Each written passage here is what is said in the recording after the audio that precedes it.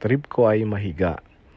Guys, tignan nyo nga ang mga ito. Pumunta sila sa Dolomite Beach para mahiga. Well, nakakatuwa na panoorin sila kasi talagang relax sila sa kanilang mga ginagawa dito sa Dolomite Beach. Oh guys, tignan nyo.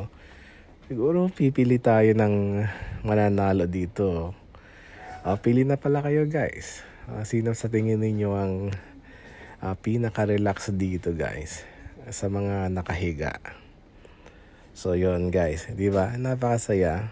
Pwede kayong pumunta pala dito guys na mahiga din kung gusto nyo maglaro, mamasyal. Ayun. Maganda kasi yun lang, bawal maligo.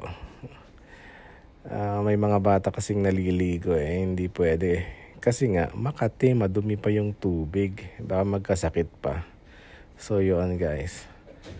Yun, kung may time kayo pumunta dito, pasyal kayo guys. See you!